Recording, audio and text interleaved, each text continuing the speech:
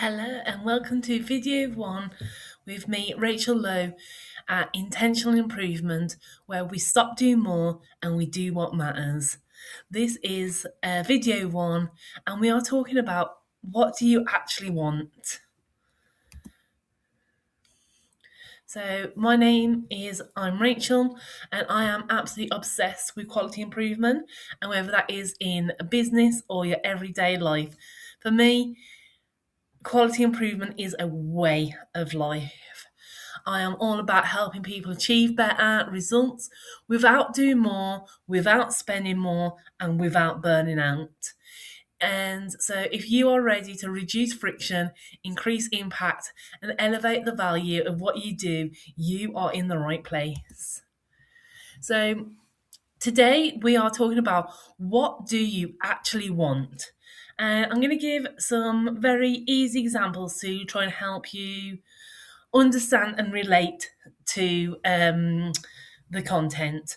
So, for example, some people might say, I want a dog. And they're good people. I like dogs. Um, but actually, getting a dog is quite, that's a really broad thing. And, you know, not everybody just wants any kind of dog. So if we look at the pictures here, we've got a long-haired Labrador, Golden Retriever, and on the second picture we've got a little sausage dog.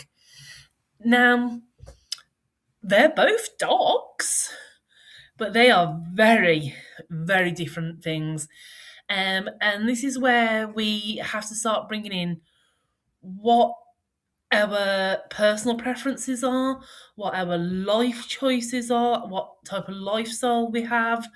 So, for example, with the golden retriever, that is a dog that is high energy, needs intense exercise, a lot of brushing, a lot of grooming.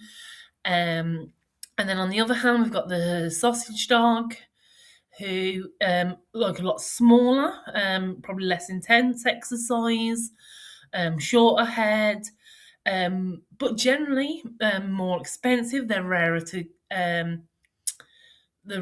come about because of how small like their breeding is. Um, and so even just those questions alone, we're already sort of thinking what one of those dogs would fit in with our lifestyle. So, for example, I mean, I have a dog, but I knew I needed a dog that needed less intense exercise because, I work full time and that has to fit in with my lifestyle. I know that I personally didn't want a dog where there's going to be a lot of grooming, like every night sitting and brushing through the hair. That's not for me. But also, sort of with a sausage dog, they're quite prone to, a lot of injuries. They can be sort of quite needy, and need a lot more attention given to them. So already we've gone from what do I want? I want a dog, and we're already filtering out what we don't want. So, when I was looking for a dog, I knew what I didn't want, and then that meant I could focus on the kind of dog that I did want. For some people, they want dogs that have high energy. Some people they like going out on hiking. They like, going for really long walks. Some people like a dog where the pampering and the grooming is a big part of the enjoyment they get from a dog. Some people want a pure breed. Some people want a rescue dog. Um, so all of these questions, which to on the surface at first, like what do I want? Oh, I want a dog.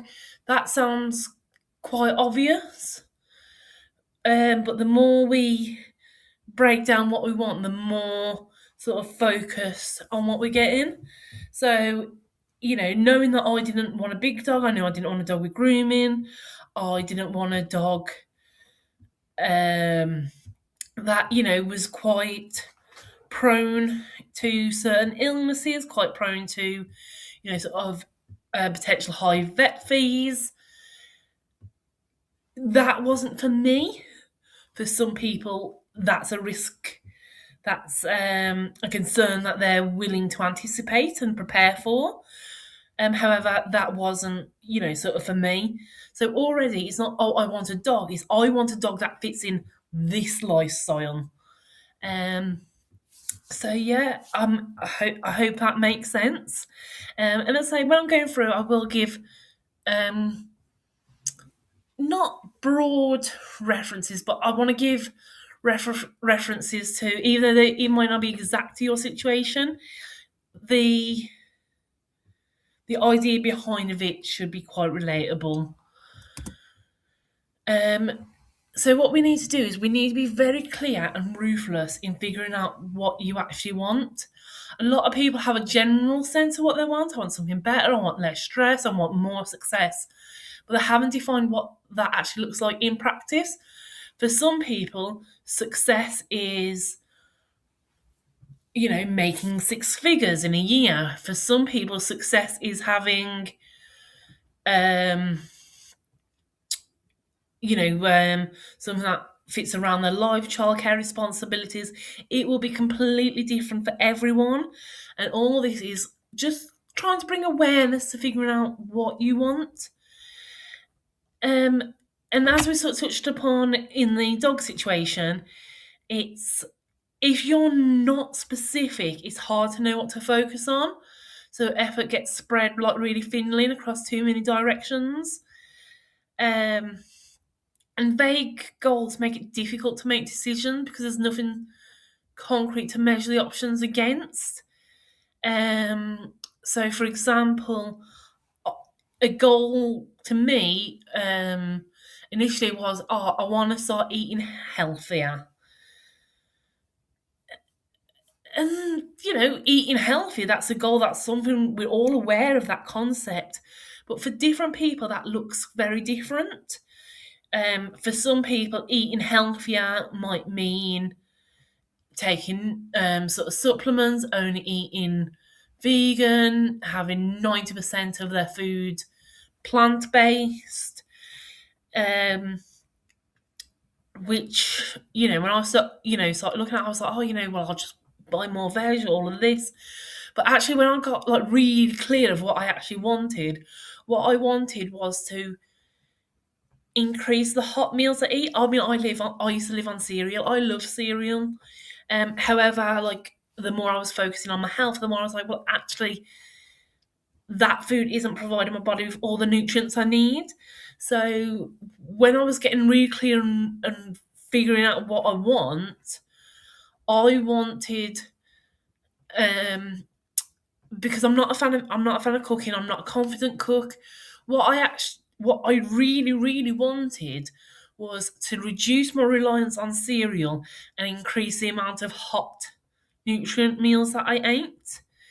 Um, and already there, we can sort of see how that didn't necessarily mean like 90% being plant based. For quite a while, my like the goal was actually, at least half of my meals were hot. And for quite a while I was learning that, sometimes that was beans on a jacket potato, which some people would argue is not healthy because it doesn't include, well, I know potatoes are vegetable, but a lot of people in the diet world, nutrient world, don't class a potato as a vegetable. Um, but for me, that was important. But yeah, so there we changed the goal from I want to eat healthier to I want to reduce the amount of meals have, which is cereal, and increase the hot food. Does that make I hope that makes sense. And eventually, that goal will change. That has sort of since increased to I want 7 meals a week that are hot and include at least 2 portions of vegetables. So as you see, we're getting clearer, we're getting specific. Um, but yeah, if we go back to sort of having the vague goals, that often leads to sort of busy activity without any progress. It creates frustration and the feeling of being stuck. I spent so many hours like googling like vegetable delivery boxes, or looking at recipes that had really vegetable based recipes, but my goal wasn't to do more cooking from scratch. And if the goal had to be cook more from scratch, that would have been a good use of time. But because that wasn't the goal, it actually turned out to be like a really poor use of my time, which led to frustration. Going, oh, there's no point in eating healthier. Um, but yeah, so it's really narrowing it down. It's like, what is the actual goal? And once you got that clarity, it turns intention into action. Like once I'd figured out actually it's about eating more hot food. It sometimes it meant, oh well, I mean for a while it was jacket potato galore, like jacket potato galore, jacket potato with beans, jacket potato with tuna, which some people would argue isn't that varied enough to be classed as healthy. But again, the goal was to reduce the reliance on cereal. I do still have cereal. I do love cereal. Um, but this is an example that also, sort of applies well in business. Like I've worked with someone who's an artist, and at first, he was just like, "Oh well, I'm an artist. I do like any kind of art." Um, but as I was working with him, he was like, oh, he's like, "I'm sick of painting landscapes. If I get one more request to paint the beach," which I mean, I live in the northeast of England. That is a very popular. Like we love a beach, but we've got beautiful beaches. But he was like, if I have to paint the beach one more time, I honestly think I'll just never pick up a paintbrush ever again. And he found that hard because he was like, but I want to be an artist. I want to make art. I want people to see my art. But the more we, well, what do you actually want? What art do you want to make? And it turns out actually he was very much more into music, like music's portraits, um, which was like, okay, well, we can start focusing sort of on there. And as we sort of niche down, he was like, I really like it in like sort of pop art, retro style, whereas like he doesn't like doing realistic portraits or, um, well, not realistic, but where it's like deep likeness, almost like as if it was a photograph type painting. And so then the more we focused on what he wanted, the more he was able to kind of set boundaries on what he didn't want to do. He he updated his website to say, he doesn't do landscapes, he doesn't take those commissions. So once he had that clarity of what he did want, we could then figure out how to filter out what he didn't want.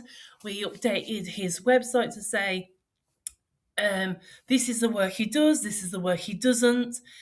And then that meant because he did sort of get inquiries, go, oh, can you like do a painting of this beach or this landscape? And he was able to go, no.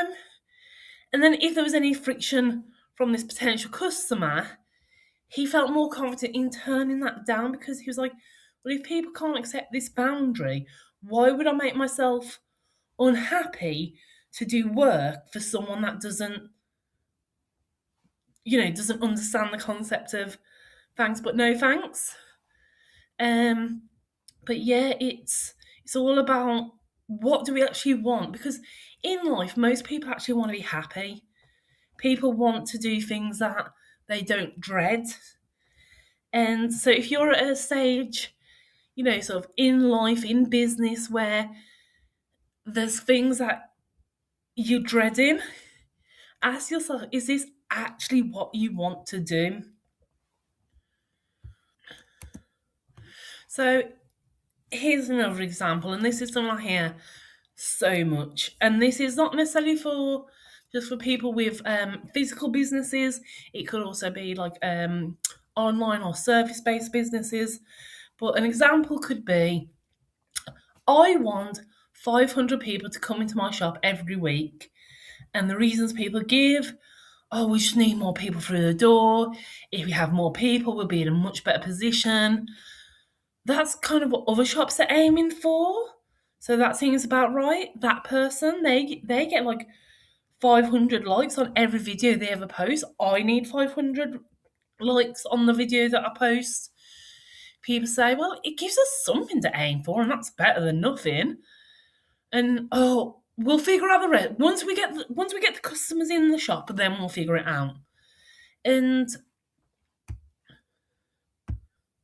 And as I said, like, it might not be that exact example, but I've heard many versions and variations of this. And when people say this to me, I ask them, right, okay, so you've got your shop, 500 people have came in, they've all walked round and they've all left. Was that what you wanted? And then people go, no, but yeah, but no, but if they come in, I need them to spend this, or oh, well, I want. Well, no, because if they come in and then don't spend anything, then oh, and can you see here? You can hear where the friction. So someone has said they want 500 people to come into the shop, but in reality that's not actually specific enough. Um, but yeah, so let's have a look.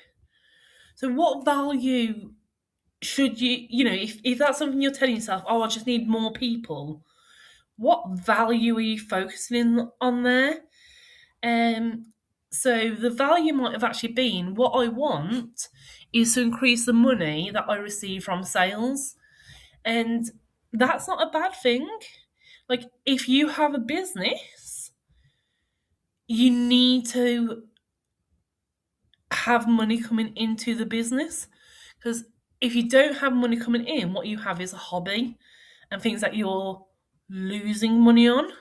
It might be something you enjoy, but if you're not making money, it's not a business.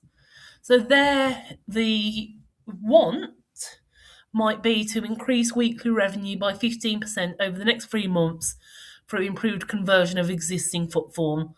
So that's not getting more people in, it's about increasing the actual sale. So here we've got some starting points now on actions we can actually take. So if you want to increase the revenue by 15%, you need to know what you're bringing in now. And if you're like, oh, I'm not sure, sometimes some weeks it's this, and so on the run up to Christmas it's a bit more.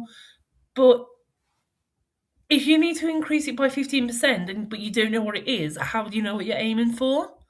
So here we've shifted the focus and the value away from people in to actual spend.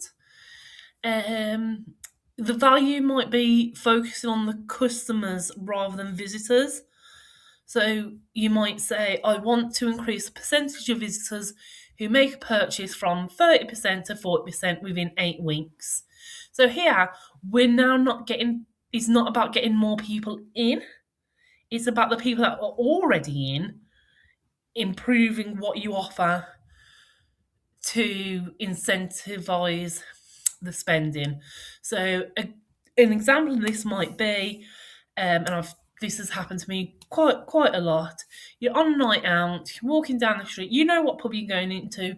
You're going into the pub where they make really good cocktails, staff are really friendly, and the food is absolutely banging. But you're walking down the street and you walk past someone, they're giving out a flyer. Oh, if you come into our pub, you get a free drink. And you go, oh, free drink? I like a free drink.